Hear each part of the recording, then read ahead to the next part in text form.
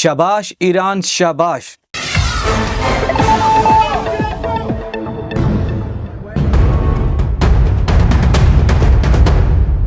Iran दलेर मुल्क है। इससे पहले भी ईरान लड़ा है, ईरान ने जवाब दिया है, लेकिन ये काफ़ी है कि ईरान ने जिस तरीके से इसराइल पर हमला किया ये काफ़ी है मुसलमानों के लिए। अहम जो खुफिया मीटिंग जो ईरान कर रहा था उसको भी टारगेट किया गया। मेरा दिल ठंडा हो गया जब मैंने इसराइलियों की चीखों की आवाज़ सुनी। अगर पाकिस्तान पर हमला हुआ इसका क्या मतलब है, ईरान पर हमला हुआ इसका क्या मतलब है, इसके अलावा जो मुस्लिम रियासतें हैं वहाँ पर जब हमले हुए इसका मतलब क्या है, आज के इस वीडियो में आपको बताता हूँ। बिस्मिल्लाहिर्रहमानिर्रहीम। इज़ा जाअ नस्रुल्लाहि वल फ़त्ह सदक़ल्लाहुल अज़ीम। मेरे तमाम देखने वाले नाज़रीन अस्सलाम वालेकुम। आप देख रहे हैं मेरा यूट्यूब चैनल और फेसबुक पेज। मैं हूँ शिराज सुख्ताई। शाबाश ईरान शाबाश। इसराइल के अंदर इतने हमले करो कि इसराइल का नक्शा दुनिया से मिट जाए, ये मेरी ख्वाहिश है नाज़रीन। इस वक्त जब मैं वीडियो रिकॉर्ड कर रहा हूँ ये सुबह का टाइम है, तकरीबन 9-10 बजने वाले हैं। रात गए ईरान ने इसराइल पर ताबड़तोड़ हमले किए। जब मैं सुबह उठा, जब मैंने ये वीडियो देखी बड़ी खुशी हुई मुझे, यकीन माने मेरा दिल ठंडा हो गया। लेकिन क्या ये काफ़ी है कि ईरान ने जिस तरीके से इसराइल पर हमला किया ये काफ़ी है मुसलमानों के लिए। इस वीडियो को बनाने का सिर्फ ये मकसद है, इसमें आपको बताना है क्या सिर्फ इतने हमलों से मुसलमान बच जाएंगे। क्या ये जो पाकिस्तान और इंडिया की जो वार हुई, अब ईरान और इसराइल की जो वार हो रही है, इसके अलावा मुसलमान जितने ममालिक हैं उनके ख़िलाफ़ कहीं ना कहीं मास्क खुल हैं। अब इससे कैसे बचा जाए, कैसे मुसलमान अपनी हिफाजत करें, कैसे मुसलमान एक दूसरे को बचा सकते हैं। वीडियो में अहम ये है, आज आपको मैंने ये सिर्फ समझाना है कि इस दौर के हिसाब से अगर पाकिस्तान पर हमला हुआ इसका क्या मतलब है, ईरान पर हमला हुआ इसका क्या मतलब है, इसके अलावा जो मुस्लिम रियासतें हैं वहाँ पर जब हमले हुए इसका मतलब क्या है, आज के इस वीडियो में आपको बताता हूँ। इससे पहले कि मैं तफसील की तरफ जाऊं, जितने भी नए आने वाले दोस्त हैं वो ज़रूर मेरे चैनल को सब्सक्राइब कर दें ताकि मेरी हर नई आने वाली वीडियो आप तक पहुंचे। नाज़रीन आप ज़रा थोड़ा सा बैकग्राउंड में जाएं। रात को ईरान ने इसराइल पर हमला किया, बड़ा दिल खुश हुआ, यकीन माने मेरा दिल ठंडा हो गया जब मैंने इसराइलियों की चीखों की आवाज़ सुनी। मेरा दिल ठंडा हो गया यार कि किसी ने जवाब दिया है इसराइल को, कि कोई मुल्क तो ऐसा है जो इस अमेरिका ने जो कुत्ता पार रखा है इसको जवाब देने वाला कोई एक मुल्क तो है दुनिया के अंदर। अल्हम्दुलिल्लाह ईरान ने उसको जवाब दिया। लेकिन क्या ये काफ़ी है? जी मेरे नज़दीक सिर्फ ये काफ़ी नहीं है। तरीके से ईरान के जनरल को मारा गया, इससे पहले जो सदर को मारा गया, हर तरीके से ईरान के ऊपर बमिंग की गई, ईरान के ऊपर प्रेशर डाला गया, हर तरीके से ईरान के ऊपर वार की गई। हत्ता कि ईरान की जो खुफिया मीटिंग्स थी, जो उन्होंने परसों रात को जो हमला किया टारगेट कर दिया, जो अहम जो खुफिया मीटिंग जो ईरान कर रहा था उसको भी टारगेट किया गया। नाज़रीन ये चीज़ आप ज़रा देखें, ईरान को भी ये चीज़ देखनी पड़ेगी कि उनके इतने जो नामवर, इतने दलेर, जो या सिविलियन हुक्मरान हो या फिर फ़ौज के सिपहसालार हो, इतने आराम से इसराइली उनको मार रहे हैं, उनको टारगेट कर रहे हैं। ये खुफिया इतलात कौन दे रहा है, इस पर नज़र करनी पड़ेगी। ये जो मैं समझता हूँ ईरान बेशक लड़ेगा, ईरान दलेर मुल्क है। इससे पहले भी ईरान लड़ा है, ईरान ने जवाब दिया है, लेकिन ये इतनी कमज़ोरी कोई रियासत नहीं दिखा सकती कि उसके घर के अंदर की खुफिया मीटिंग्स उस पर इसराइल इतने बुरे तरीके से हमला करे कि कोई बच ही ना पाए उससे। इस पर जो है ईरान को नज़र सानी करनी पड़ेगी। ईरान इतना बड़ा मुल्क है, उसकी अपनी एस्टेब्लिशमेंट है, वो एजेंसी है, वो रिपोर्ट क्यों नहीं पेश करती, मुझे ये समझ नहीं आ रही।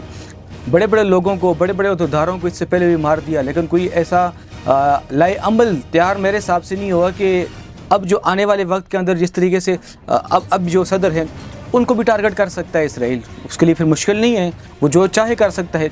ऐसी हिकमत अमली बनानी पड़ेगी, ऐसी हिकमत अमली तो होनी चाहिए ताकि बचा हो सके। बाकी रहेगी जहाँ तक ईरान की बात है, मैं आपको अभी से कहता हूँ मुश्किल टाइम पर भी ईरान लड़ेगा। वो भूखा रहेगा लेकिन लड़ेगा, वो मुश्किल हालात में रहेगा लेकिन वो लड़ेगा। जिस तरीके से मुश्किल हालात में पहले रहा था वो लड़ा था। अब एक बात मैं यहाँ पर कहूँगा कि बहुत सारे ईरान के हमायत याफ्ता लोग जब पाकिस्तान और इंडिया की वार हो रही थी तो वो पाकिस्तान के मुखालिफ खड़े थे, वो खुश हो रहे थे। ये बात जो है आप अभी भी जाके सोशल मीडिया पे देख लें, लेकिन हम ऐसा करने वाले नहीं हैं। हम अल्हम्दुलिल्लाह दिल खोल के कहते हैं इस्लामी रियासत है, उसको लड़ना चाहिए, हम उसके साथ खड़े हैं, ना वो पीछे हटे और ना कभी हम पीछे हटेंगे। तो नाज़रीन अब बात यहाँ पर ये है, थोड़ा सा बैकग्राउंड में जाएँ। اس سے پہلے انڈیا نے پاکستان پر حملہ کیا، پاکستان نے زبردست طریقے سے منہ توڑ جواب دیا، ایک شہید کے بدلے میں زبردست طریقے سے انہوں نے ان سے اپنا بدلہ، ہندوستان سے پاکستان نے اپنا بدلہ لیا۔ اسی طریقے سے اب ایران پر جب حملہ ہوا، امید ہے ایران بھی جان کے بدلے میں جان، مال کے بدلے میں مال کا بدلہ لے گا۔ رات کو جو اس نے سرپرائز دیا، امید ہے کافی خوشی ہوئی اس کو دیکھ کر، لیکن سپہ سالار اگر کسی فوج کا گیا، اس کے بدلے میں اسرائیل کا سپہ سالار جانا چاہیے تھا۔ ایران کے صدر کو مارا گیا تو نیتن یاہو کو ضرور مرنا چاہیے تھا، اس میں کوئی کمپرومائز نہیں ہے، تب جا کے بدلہ پورا ہوگا۔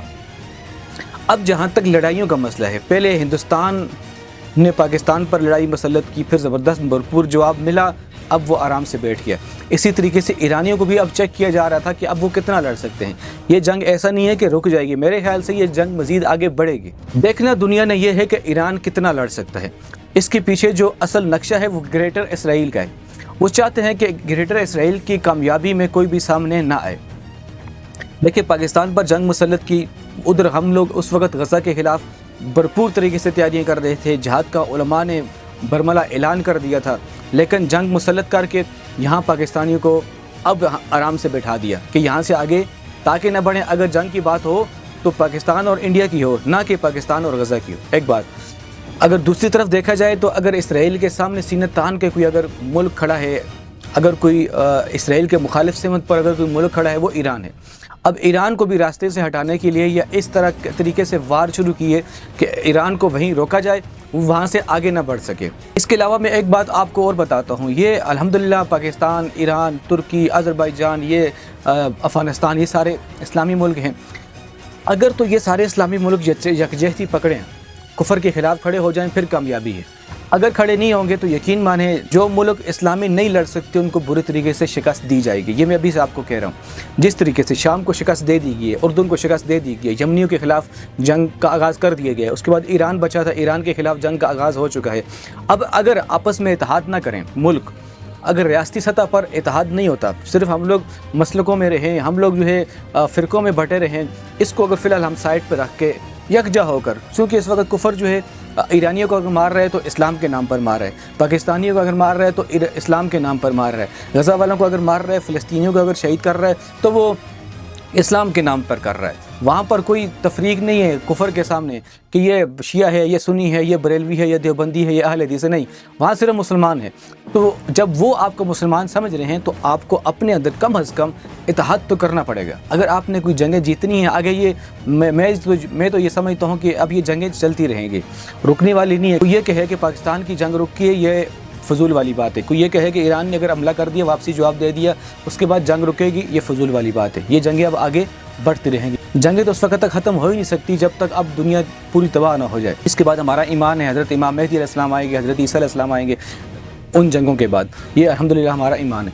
ویڈیو بنانے کا صرف ناظرین یہ مقصد تھا کہ جس طریقے سے الگ الگ کر کے الگ ریاستوں پر ظلم کیا جا رہا ہے، الگ ریاستوں پر ٹارگٹ کیا جا رہا ہے، مسلمانوں کے اوپر حملے کیے جا رہے ہیں، اگر ہم آپس میں یکجہتی نہیں پکڑتے تو یہ ظلم جس طریقے سے شام میں ہوا یہ ایران میں ہوگا، اگر بھرپور طریقے سے ہم اتحاد نہ کریں۔ جس طریقے سے ظلم افغانستان میں ہوا، آگے جا کر آپ دیکھیں یمن میں بھی ہوگا۔ اس کے علاوہ آپ ذرا اس وقت ترکی کی خاموشی دیکھیں، مجھے بڑا افسوس ہوتا ہے۔ لوگ کہتے ہیں کہ طیب اردوان صاحب مسلمانوں کے لیڈر ہیں، یہ کیسے لیڈر ہیں؟ ان کے بغل میں بچوں کو شہید کر دیا گیا، ان کے بغل میں بچوں کو کس طریقے سے مارا گیا۔ کوئی ایک کام ایسا نہیں کیا کہ جس کی وجہ سے میں یہ سمجھوں کہ یار غزہ والوں کی مدد کی ہے۔